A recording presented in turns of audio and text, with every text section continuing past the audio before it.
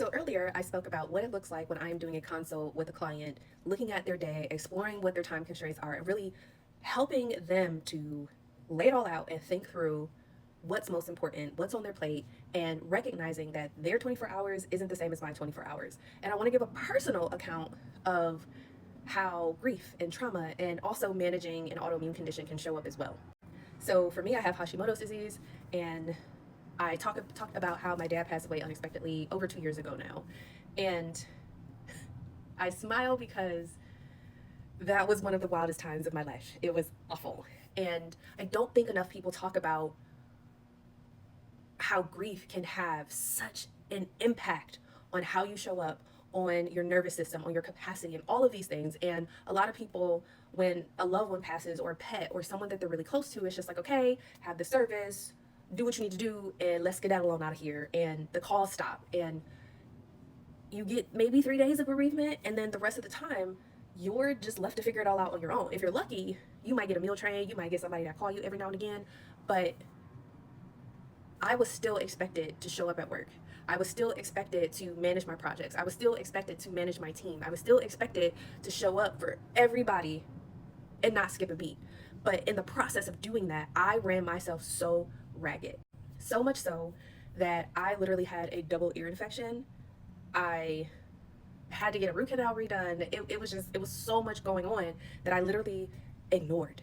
And when I remember sitting at work and the pain just hit me all of a sudden. I had just done a branding photo shoot, and I remember on the drive home, like I started kind of rubbing my ear, and then I was at work, and it felt like someone had took an axe pick to my head, and I didn't know whether or not I was going to vomit, or if I wanted to scream, or if I wanted to cry, if I wanted to poop my pants, if I wanted to do all three. And after a while, my body literally shut down.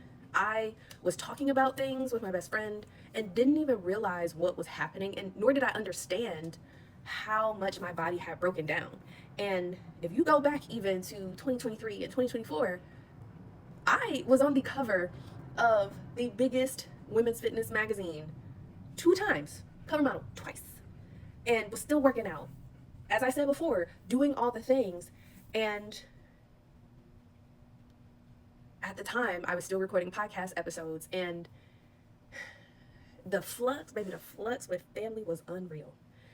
And finally, when I went to the doctor for the ear infections, which I would subsequently get another one after that, the provider looked at me and said, Ebony, no more. Your family is killing you. You're doing too much. And then, fortunately, I kept all my doctor visits, and all of them collectively said, okay, it's time to sit down because you are headed right into a thyroid storm, and you are lucky in that you have been exercising and eating well and doing all the things, but your lab values are deceptively normal, but some of these values that we're looking at are not okay. And I'm sharing this because even though, in theory, you see a lot of people doing all the things, that doesn't mean that they're healthy. That doesn't mean that they have it all together. And throughout all of this, I realized how important it was to rest, and how important rest is important, because your body cannot do the biological functions that it needs to in order to survive and thrive if you are not taking care of it. It don't work. It does not work. I also give Botox for my TMJ pain. I bent the needle. Am I proud of that? Absolutely not. And I'm not sharing any of this to be like, oh my gosh, look at me, look at all the things I went through and I still came out on top. No, that ish was hard. And in many instances, it has made me 10 times stronger in this moment, and I'm grateful for that. Was it hard? Absolutely. Would I ever do that again? Absolutely the fuck not. No. Mm-mm. No. No. But it taught me how to be a better coach. It taught me how to be a better leader, a better friend, a better partner, a better sister, a better cousin, insert just a better person in general. And people were asking me, why did you stop recording the podcast? Or why did you take such a long break? And the reason is simple. I was getting to know myself all over again. I was also in therapy for a minute there every week, because I was trying real hard not to go to jail. You know what I'm saying? I was trying real hard not to go to jail. Yeah. And the other thing is, if you do not choose to do the work, your body is going to break you down and stop you until you recognize that that's what needs to happen. It's either you work with it, or it's going to be ugly. And I also, after being on the cover last year, went right into freezing my eggs. Glutton for punishment. I mean, it was either that or because I was really and truly ignorant about all of it, even though I had done research, that would have been a real interesting cover photo. Yeah.